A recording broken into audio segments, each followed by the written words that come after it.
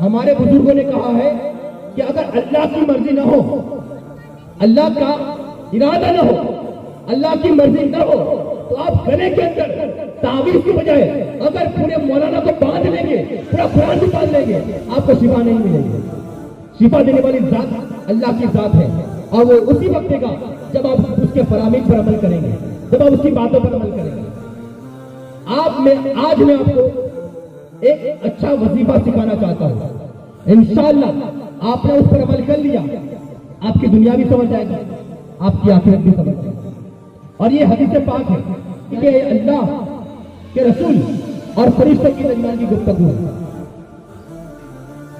ये गुफ्तगू कुछ इस तरह की है कि हुजूर की बारगाह के अंदर अल्लाह के 4 मशहूर फरिश्ते तशरीफ लाते हैं। हजरत जिब्राइल, हजरत मिकाइल, हजरत इस्राइल और हजरत इसराफील अलैहिस्सलाम।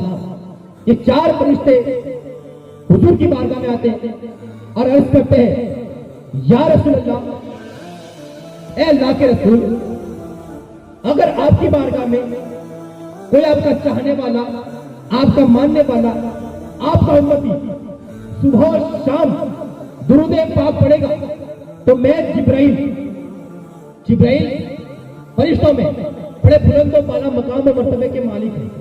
जिब्राइल अर्ज करते हैं कि या रसूल अल्लाह, आपका कोई उम्मती, आपका चाहने वाला आपकी बारगाह में सुबह शाम दुरूद पाक पढ़ेगा, तो मैं जिब्राइल उसे कल महशर के मैदान में तलाश करूंगा और तलाश करने के बाद में उसे पुलसिरात पर ले जाऊंगा।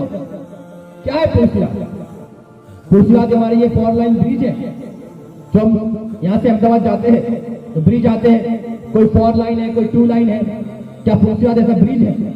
ब्रिज तो है, लेकिन ऐसा 4 लाइन या 2 लाइन ब्रिज नहीं है, बल्कि हदीस पाक में आता है कि ये ब्रिज, ये पुल तलवार से ज्यादा तेज है और बाल से ज्यादा बारीक है। तलवार से ज्यादा तेज और बाल से ज्यादा बारीक है, और उस पर से हर किसी को गुजरना है। क्यों? क्योंकि इस पुल के उस पार जन्नतुल फिरदौस है, और जिसे जन्नत में जाना है उसे यह पुल पार करना पड़ेगा। और जो जन्नत में नहीं जा पाएगा, वो जब इस पुल पर चढ़ेगा तो कट करके सीधा जहन्नम में गिर जाएगा। क्यों? क्योंकि उस पुल के नीचे सीधा जहन्नम है। तो जिब्राइल क्या कहते हैं कि या रसूल अल्लाह, आपका जो भी उम्मती आप पर सुबह शाम दुरूद पाक पढ़ेगा, तो मैं जिब्राइल उसे कल महशर के मैदान से तलाश करके पुलसिरात पर ले जाऊंगा, और पुलसिरात पर ले जाने के बाद में अपने हाथों से उसे पुलसिरात पार करवाऊंगा। कौन पार करवा रहा है? जिब्राइल जैसा मुकर्रब फरिश्ता, सबसे महबूब फरिश्ता, सबसे अफजल फरिश्ता आप जैसे गुनहगार को अपने हाथों से पुलसिरात पार करवाएगा। वो इस वजह से कि अगर आपने दुनिया के अंदर नबी और आले नबी पर दुरूद पाक पढ़ा होगा, तो वो इंशाअल्लाह आपको अपने हाथों से पुलसिरात पार करवाएगा। एक मंजिल हमारी हल होगी। अब आते हैं मिकाईल अलैहिस्सलाम। ये दूसरे नंबर के फरिश्ते हैं। इनका काम अपने आपने मदरसों में कभी सुना होगा, या कभी किसी किताब में पढ़ा होगा, या कहीं मोबाइल पर देखा होगा कि मिकाईल अलैहिस्सलाम का काम बारिश बरसाना और लोगों की रोजी मुकर्रर करना है कि आज इस बंदे को कितना रोजगार मिलेगा, कितनी रोजी मिलेगी। ये काम मिकाईल अलैहिस्सलाम करता है। ये बारगाह नबी में आते हैं, अर्ज करते हैं, या रसूल अल्लाह, आपका जो भी उम्मती आप पर सुबह शाम दुरूद पाक पढ़ेगा, तो मैं मिकाईल कल महशर के मैदान से उसे तलाश करके हौज़े कौसर पर ले जाऊंगा। बोले सुभान अल्लाह। महशर के मैदान से तलाश करके हौज़े कौसर पर ले जाऊंगा। और हौज़े कौसर क्या है? ये कोई मामूली हौज नहीं है, ये कोई मस्जिद की मामूली हौज नहीं है, बल्कि ये हौज है कि जिसके बारे में किताबों में आता है कि रब तबारक व तआला अपने महबूब को कल महशर में तोहफे में ये हौज अता फरमाएगा, और उससे वही लोग पानी पिएंगे जो जन्नती होंगे। जन्नती को इससे एक कतरा, एक बूंद भी नसीब नहीं होगी। जो जन्नती होंगे उससे सैराब होंगे कल महशर में। तो मिकाईल क्या कहते हैं कि या रसूल अल्लाह, आपका जो भी चाहने वाला, मानने वाला आप पर सुबह शाम दुरूद पाक पढ़ता होगा, तो मैं मिकाईल उसे मैशर के मैदान से तलाश करके हौज़े कौसर पर ले जाऊंगा और हौज़े कौसर पर ले जाने के बाद में अपने मुबारक हाथों से उसे हौज़े कौसर के जाम पिलाऊंगा, हौज़े कौसर का जाम पिलाऊंगा। दो बातें क्लियर हो गई। एक, फुलसिरात पार करवाएंगे जिब्राइल, दूसरा मिकाइल हौज़े कौसर का जाम पिलाएंगे।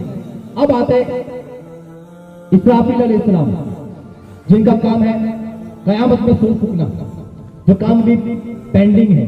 जब कयामत आएगी और जब वक्त होगा तो वो सूर फूकेंगे और दुनिया तबाह बर्बाद हो जाएगी। इस्राफील अलैहिस्सलाम आते हैं और अर्ज करते हैं, या रसूलल्लाह, आपका जो भी चाहने वाला, मानने वाला, आपका उम्मती सुबह शाम आप पर दुर्दे पाक पड़ेगा तो मैं इस्राफील उसे मैशर के मैदान से तलाश करके रब की बारगाह में ले जाऊंगा।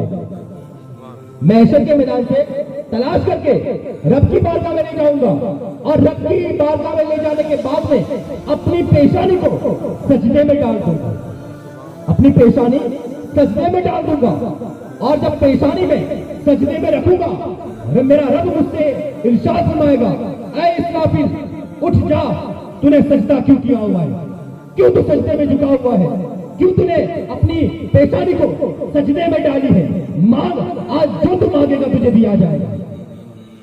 तो इस्राफील अलैहिस्सलाम जब पेशानी को सजदे से उठाएंगे और रब की बारगाह में अर्ज करेंगे, ऐ परवरदिगार आलम, इस सजदे के बदले में अगर तू मुझे कुछ देना चाहता है तो इतना दे दे कि इस बंदे को बख्शिश का फरमान अता फरमा दे।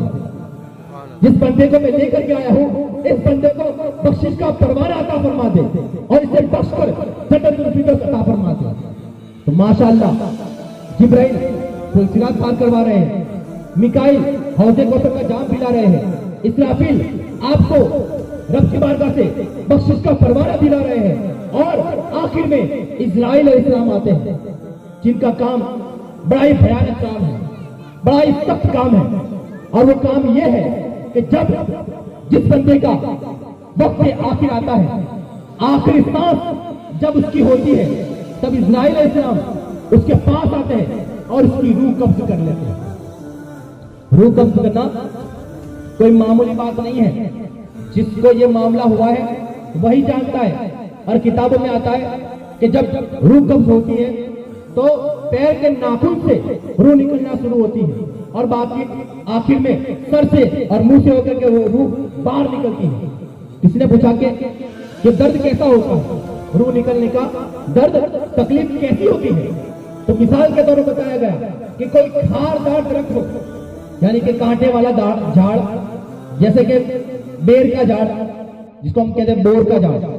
बोर का झाड़ देखा होगा, अगर हम बोर लेने के लिए हाथ आगे बढ़ाते हैं तो कितने कांटे हमारे हाथ पे लगते हैं, इतने ज्यादा कांटे उस पेड़ पे होते हैं। तो कोई कहता है कि किसी बेर के झाड़ के ऊपर, कांटे वाले झाड़ के ऊपर अगर कोई पतला कपड़ा डाला जाए और उसे खींचा जाए तो जो उस कपड़े का हाल होता है वही हाल जिसकी रूह निकलती है उसका होता है। मतलब पूरे उसके धागे अलग अलग हो जाते हैं, वो पूरा कपड़ा तितर बितर हो जाता है, पूरा बिखर जाता है और पूरा कपड़ा बर्बाद हो जाता है। यही हाल उस बंदे का होता है जिसकी रूह निकल रही होती है। इसीलिए तो उलमा ने क्या फरमाया कि जिसकी रूह निकलती हो उसे कलमे की तलकीन कीजिए। आप ये ना कीजिए कि कलमा पढ़, आप पास में कलमा पढ़ते रहिए।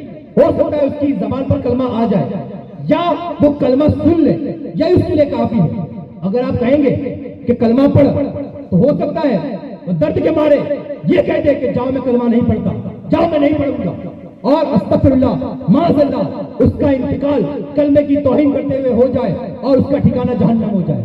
इसलिए हम क्या करते हैं, बाजू में बैठ करके कुरान और कलमा पढ़ते रहते हैं ताकि वो सुन ले या उसकी जबान पर आ जाए। लेकिन कुर्बान जाइए हजरत इस्राइल अलैहिस्सलाम पर क्या आप कहते हैं कि अगर कोई नबी पर कलमा पढ़, नबी का कलमा पढ़ने वाला, नबी पर दुरूद पाक पढ़ने वाला, तो नबी पर सुबह शाम दुरूद पाक पढ़ता होगा, तो मैं इस्राइल अलैहिस्सलाम उस बंदे की रूह को इस तरीके से निकालूंगा जिस तरीके से मैं अंबिया और रसूलों की रूह निकाला करता हूं, जिस तरीके से मैं नबियों और रसूलों की रूह को निकाला करता हूं, इस तरीके से मैं उस दुर्द पाक पढ़ने वाले की रूह को निकालूंगा।